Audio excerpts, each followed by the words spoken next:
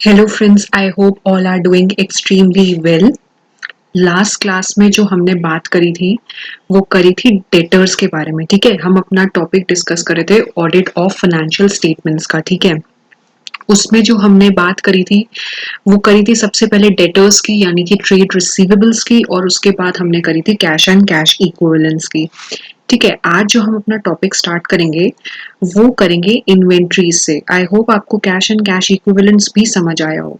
ठीक है, देखिए इन्वेंट्रीज का मतलब क्या होता है। इन्वेंट्रीज मतलब होता है स्टॉक। ठीक, इन्वेंट्रीज होते क्या है, करंट असेट्स होते हैं।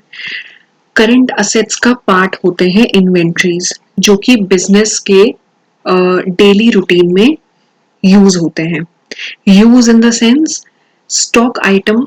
देखिए कोई भी हो, कोई भी बिजनेस हो, चाहे प्रोप्राइटरशिप हो, ट्रस्ट हो, कंपनी हो, उसमें जो उनका स्टॉक होगा वो हमेशा रेडी होगा सेल के लिए, अवेलेबल होगा सेल के लिए, या फिर वो प्रोडक्शन प्रोसेस में यूज होगा, प्रोडक्शन में यूज होगा या मैन्युफैक्चरिंग में यूज होगा, ताकि उस पर्टिकुलर स्टॉक से दूसरा स्टॉक आइटम बनाया जा सके जिसे फर्दर बेचा जा सके। ठीक है, या फिर सर्विसेज में यूज होने वाले गुड्स, ठीक है, या स्टॉक आइटम, वो भी इन्वेंट्रीज में आते हैं। या फिर कोई मटेरियल्स हैं, कोई सप्लाईज हैं जो कि कंज्यूम होने हैं प्रोडक्शन प्रोसेस में, यानी कि मैन्युफैक्चरिंग में उन्हें यूज करना है, या सर्विसेज प्रोवाइड करते टाइम उन मटेरियल्स को यूज करना है ताकि सर्विसेज रेंडर हो पाए या फिर प्रोडक्ट्स मैन्युफैक्चर हो पाए, फिनिश्ड गुड्स बन पाए, उन्हें बोलते हैं इन्वेंट्रीज। देखिए सबसे इंपॉर्टेंट बात क्या होती है, इन्वेंट्रीज का वैल्यूएशन होता है लोअर ऑफ कॉस्ट या एनआरवी पे।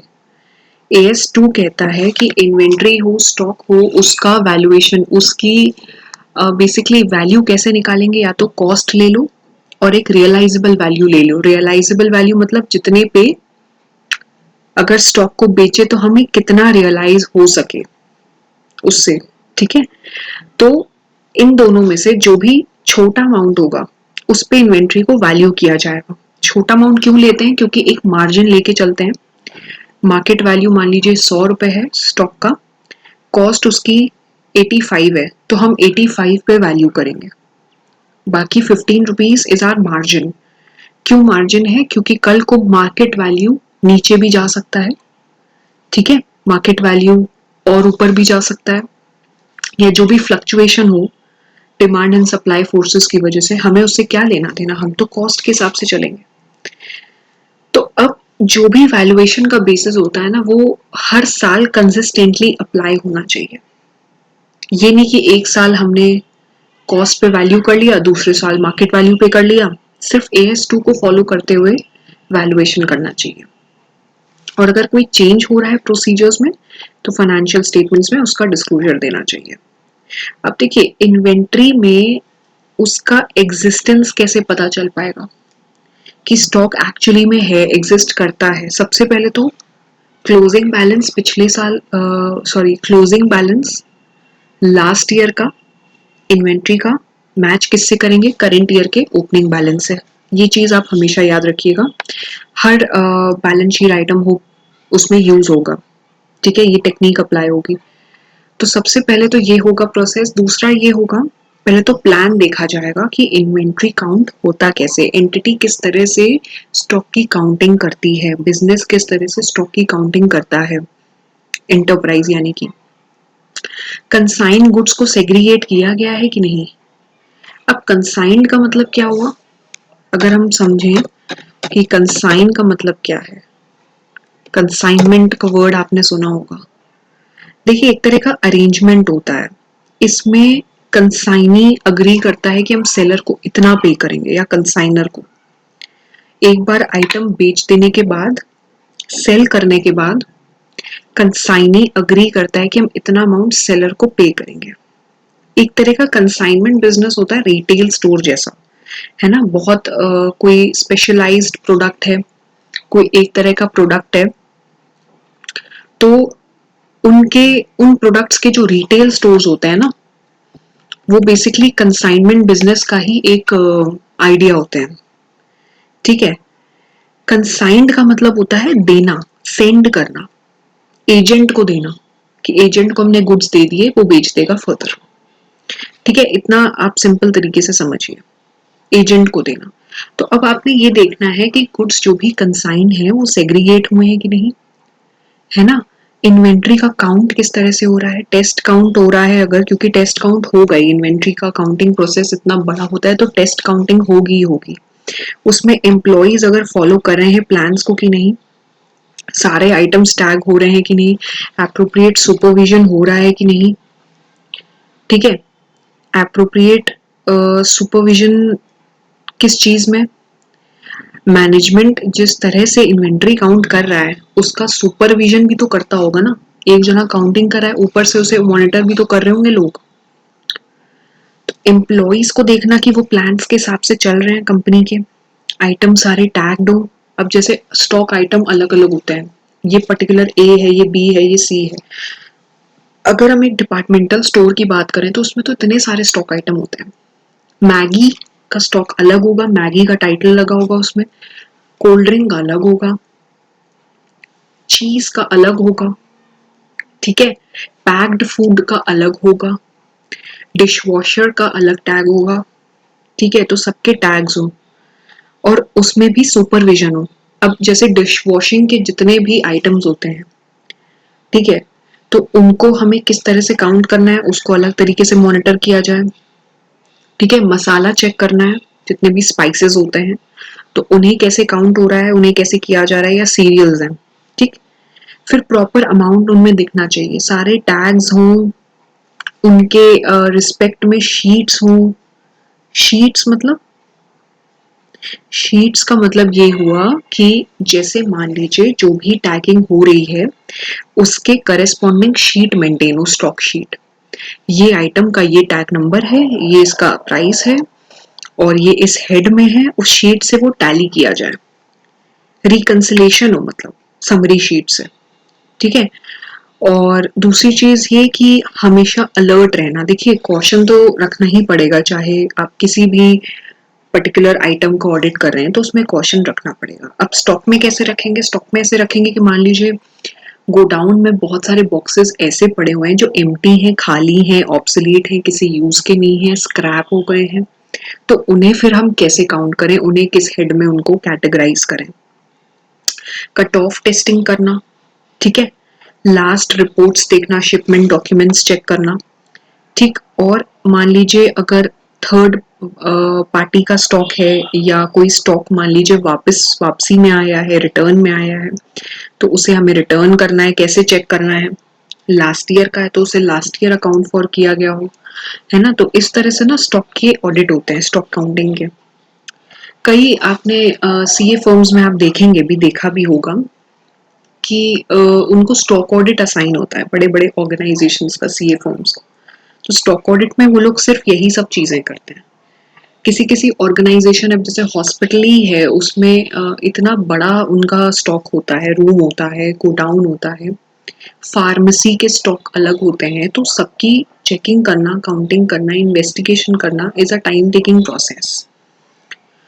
फिर इन्वेस्टिगेशन करना, कोई सिग्निफिकेंट डिफरेंसेस तो नहीं है फिजिकल स्टॉक में एंड बुक्स में, ये तो सबसे इंपॉर्टेंट बात होती है, तभी तो सबसे आखिरी में लिखी गई है, क्योंकि डिफरेंसेस निकल के आते हैं। अब ये देखना है कि अगर एंटिटी कोई पीरियोडिक सिस्टम फॉलो कर रही है, मान लीजिए मंथ में हर 15-15 दिनों में स्टॉक टेकिंग होती ही होती है, तो वो एंड में हो रही है, मान लीजिए 15 डेज के एंड में हो रही है, फर्स्ट 15 डेज के, फिर सेकेंड 15 डेज के एंड में हो रही है। तो अगर ये तो पीरियोडिक सिस्टम की बात हो गई, अगर परपेचुअल सिस्टम है, ठीक है, तो उसमें इन्वेंट्री ऑडिटर क्या करे, इन्वेंट्री काउंट करे इंटरम डेट्स पे। परपेचुअल सिस्टम मतलब हो गया कंटिन्यूइंग सिस्टम, ठीक है। एक मंथ आया, अपकमिंग मंथ आया, उसमें फर्स्ट वीक में ही स्टॉक टेकिंग कर ली मैनेजमेंट ने, अब उसकी चेकिंग जो है वो ऑडिटर कैसे करेगा, मान लीजिए 15 दिन खत्म हो गए, 20 दिन खत्म हो गए पहले महीने के, उसमें स्टॉक चेकिंग हो गई, ऑडिट हो गया, ठीक है। फिर कंफर्म करो, इन्वेस्टिगेट करो कि इन्वेंट्री कोई थर्ड पार्टी में तो नहीं पड़ी है हमारी, या कोई जॉब वर्क का मान लीजिए काम है, तो उसमें इन्वेंट्री हम स्टॉक अपना दूसरी एंटिटी को, दूसरी एजेंसी को असाइन करते हैं, वर्क असाइन करते हैं हम, कि वो हमारा वर्क उस पर्टिकुलर स्टॉक में उसको फिनिश करके वो हमें रिटर्न करेंगे और उसके बदले में हम उन्हें कमीशन देंगे। तो ऐसा कोई आइटम तो नहीं है जो थर्ड पार्टी के पास रखा हो। ठीक है, फिर अब देखिए इसमें एक चीज और है, एक चीज क्या है इसमें कि अगर जो भी इन्वेंट्रीज एंटिटी होल्ड कर रही है वो फाइनेंशियल स्टेटमेंट्स में रिकॉर्ड होनी चाहिए। ऐसी इन्वेंट्री ना हो जो थर्ड पार्टी के पास हो। ठीक है, और देखिए बहुत इसमें क्या बात लिखी हुई है समझने की कोशिश करिए। Only the inventories held by entity have been recorded in the financial statements and do not include any inventories belonging to third party। कोई थर्ड पार्टी के पास इन्वेंट्रीज हैं तो वो हमारे इन्वेंट्री में या स्टॉक में नहीं आएगा। ठीक है, but does include inventories owned by entity lying with third party, यानी कि जॉब वर्क के लिए मान लीजिए हमने गुड्स दिए हुए हैं अपने, तो वो हमारी इन्वेंट्री का पार्ट बनेंगे, वो हमारी इन्वेंट्री में हमारे स्टॉक में इंक्लूड होंगे, एक्सक्लूड नहीं होंगे। तो इसके रिस्पेक्ट में एनालिटिकल प्रोसीजर्स करो, कंपैरिजन टेस्ट करो, एवरेजेस देखो इंडस्ट्री के। ठीक है, बजट से कंपेयर करो, इन्वेंट्री टर्नओवर रेशियो निकालना पड़ता है इसमें। ठीक है, और वर्टिकल एनालिसिस होता है इन्वेंट्री को, मान लीजिए इतने सालों की, पिछले 5 सालों की हम चेक कर रहे हैं तो इन्वेंट्री बाय टोटल असेट्स करके हम रेशियो एनालिसिस करते हैं। फिर बजट्स चेक करते हैं, बजट भी बनाते हैं। आपने कॉस्ट में देखा होगा कॉस्ट शीट तक बनाई जाती है, कॉस्ट में ये भी पढ़ा होगा कि हम बजट बनाते हैं। ठीक है, ईयर टू ईयर बेसिस पे भी बना सकते हैं, करस्पॉन्डिंग मंथ वाइज भी बना सकते हैं, किसी पीरियड का उठा के भी बना सकते हैं। अब इसके अलावा जो नॉन फाइनेंशियल इंफॉर्मेशन है, यानी कि वेट हो गए, अदर मेजरमेंट्स हो गए, उसे चेक करो सही से, वो मतलब सॉफ्टवेयर में भी एनेबल्ड है कि नहीं जिसपे इन्वेंट्री का वैल्यूएशन होता है और स्टॉक चेकिंग पूरी फीड होती है।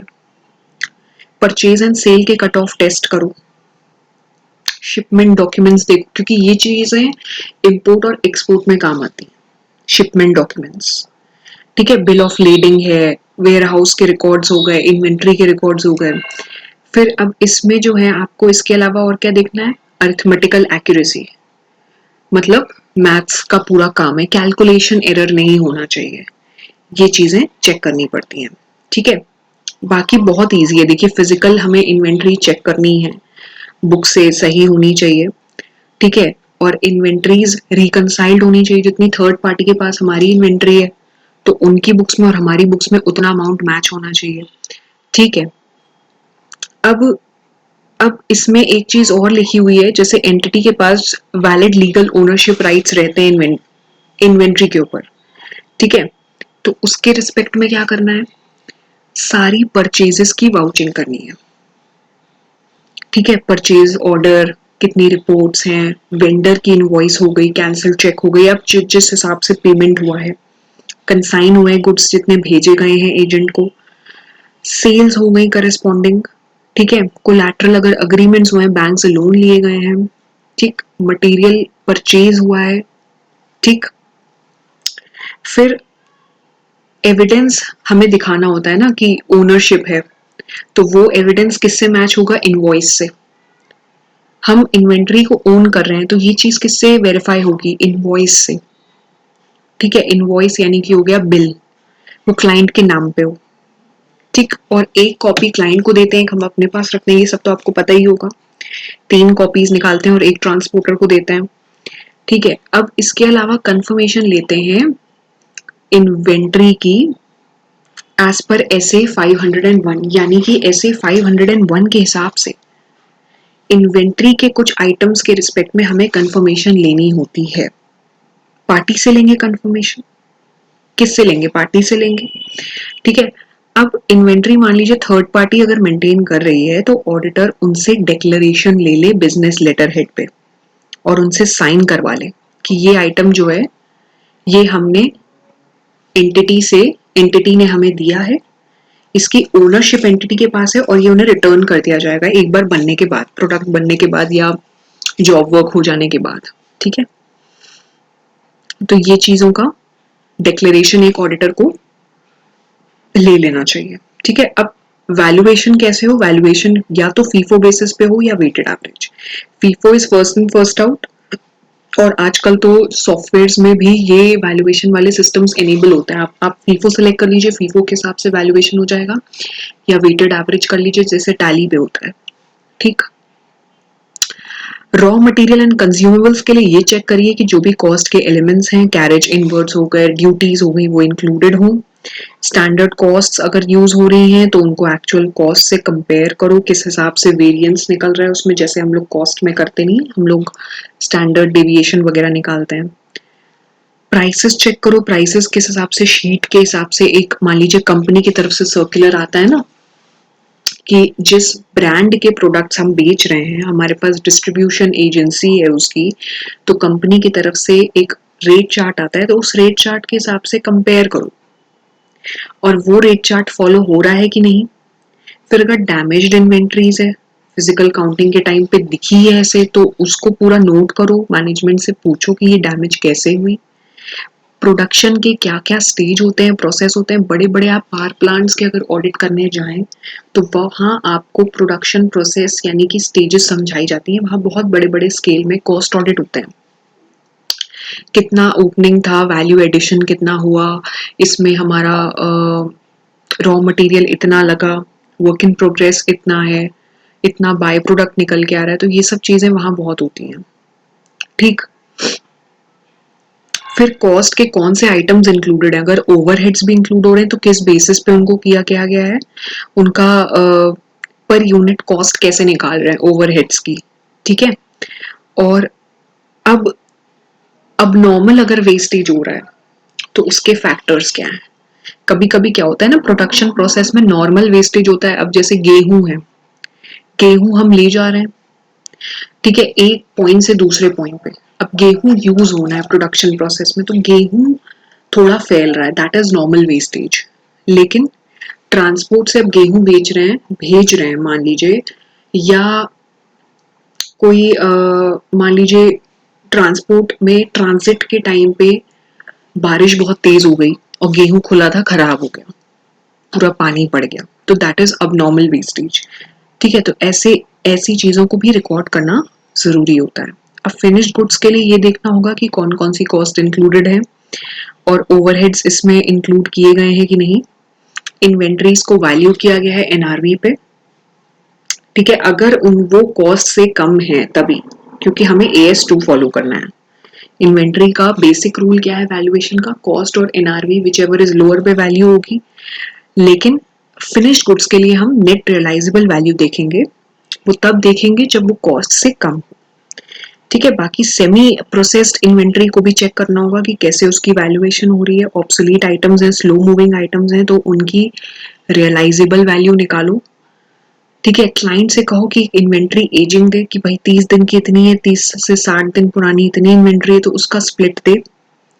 ठीक है, वेंडर की प्राइस लिस्ट देखो, इन्वेंट्री टर्नओवर रेशियो, वही चीजें रिपीट हो रही है। देखिए, ओवरहेड्स चेक करो कौन कौन से लग रहे हैं, मटेरियल लेबर के अलावा जो ओवरहेड्स लगते हैं, इनडायरेक्ट इनडायरेक्ट एक्सपेंसेस हो गए, है ना।